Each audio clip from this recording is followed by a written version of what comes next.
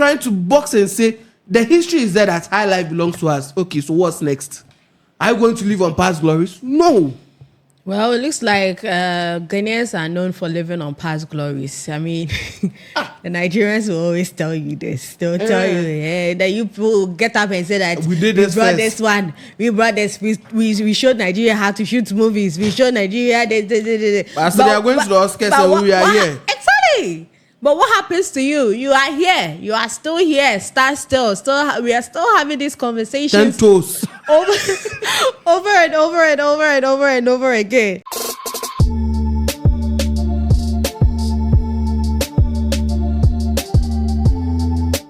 Moving on, MUSIGA president, Uncle Bessa Simons, he is the president of the Musicians Union of Ghana, and he is saying that losing Highlife's identity is worrying. Yes, and he was asked on an entertainment show, and he noted that while Highlife remains widely recognized, it is losing its stronghold as Ghana's signature music style.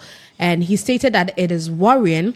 And as part of efforts to protect and promote Highlife music, MUSIGA is planning a series of seminars to educate both musicians and the public on the unique characteristics of Highlife. He said, "We will start organizing seminars about Highlife.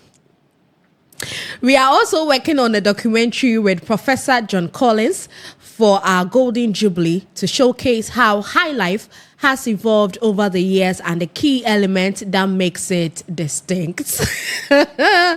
He also went ahead to explain that Highlife is deeply embedded in Ghanaian culture and remains a part of everyday life. According to him, the essence of Highlife lies in the rich rhythms and instrumentation. Highlife, Highlife, Highlife. Highlife is our original music identity, if I am not wrong. But it looks like over the years, it has taken different turns. Of course, culture is dynamic, same as music. So if Highlife stems from our own culture and identity, of course, it's going to change over time. That's how, as time went on, we started seeing contemporary Highlife and other Highlife. I don't know how. Burger Highlife. Burger Highlife, of course, yes. So Highlife has evolved over the years. So, Willie, why do you think there's this perception that we have lost our Highlife identity as Ghanaians? I don't know, but I feel sometimes we always want to live with past glories. We are like Man United. That is not what you're supposed to be living with. We are all thinking about, our own is Highlife, and this is our own, and we need to bring Highlife back. Today, I'm saying it. Anybody who knows should say that Highlife is not what is going to sell Ghana to the world. Highlife is not what will sell us to the world. Music keeps evolving. Music in Jamaica, which is the land of reggae. In the last probably a decade or more, what music is selling Jamaica? Dancehall. It came from reggae. So if you are telling me that you sit in Ghana and 10 years ago, Uncle Bessa and the rest were playing Belembe, Belembe, Odoyewe as Highlife, for that time, that was Burger Highlife. Yeah. You don't expect a Kofi Kinata today to be singing Pelempe, Pelempe, and expect to get the masses to agree with him. It would never work. It is never going to work in any school in this world because the world is evolving. When there is a new genre that pops up, we should embrace it and push it, because that might even be what will sell us. Whatever these people are doing, so far as they are doing it and they are selling the name of Ghana, they are doing it and they are saying, "Oh, Kwame Eugene is doing Afro, Dieben, and it's Stonebwoy is doing Afro dancehall, and Afro dancehall is getting to the world. It is still the same Ghana on his name. wherever he goes, he will represent Ghana. He wouldn't represent Somalia. He will represent Ghana, but then what about authenticity and originality? No. What is that image going to do for the music? Because we sat here and the Grammys released Ghana drill music. Ghana this and that. See, the music It had hip life and high life in exactly. there as well. Hip life and high life, but today, if we sit here and we have artists having interviews with them, how many of them will tell you they do high life?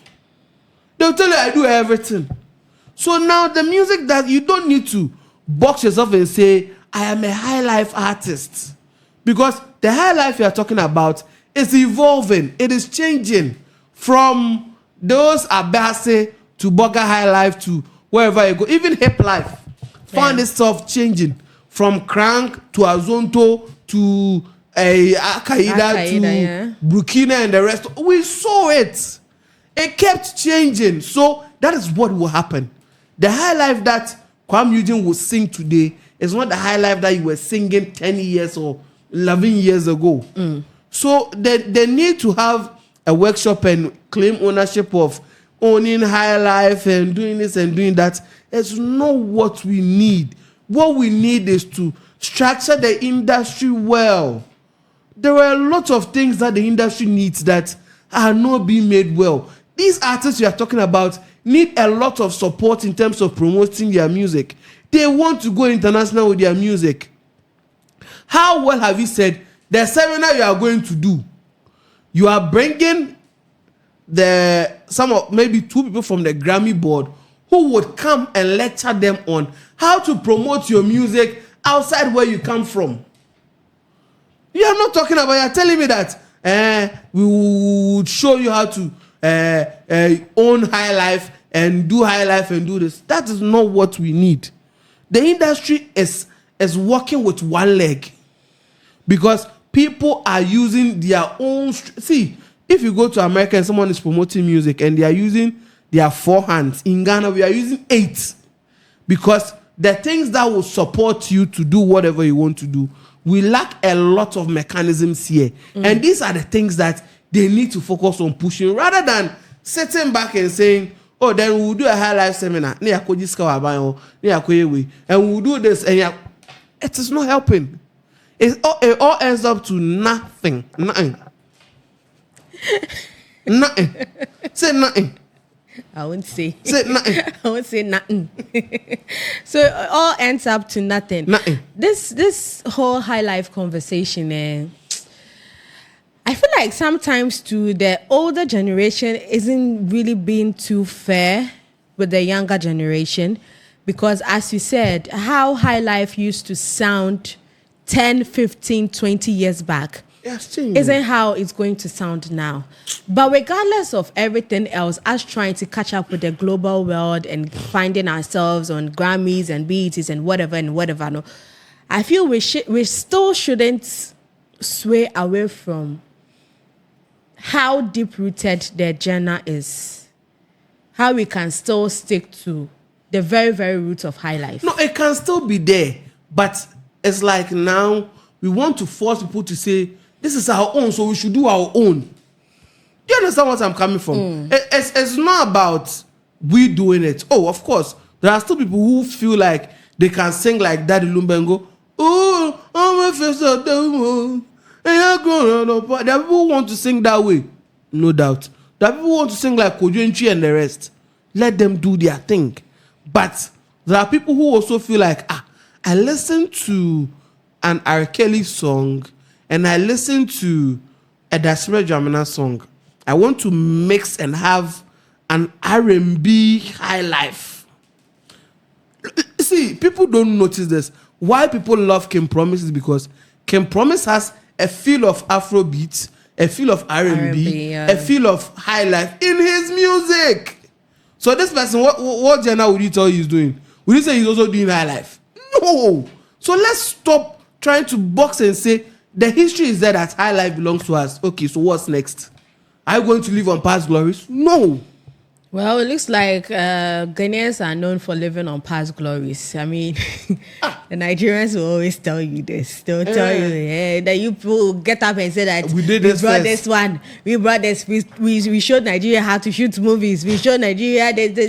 But so they are going to the Oscars and we are here. Exactly. But what happens to you? You are here. You are still here. Stand still. We are still having these 10 conversations toes. over and over again. But that's it. Let's also hear from you what you make of this one.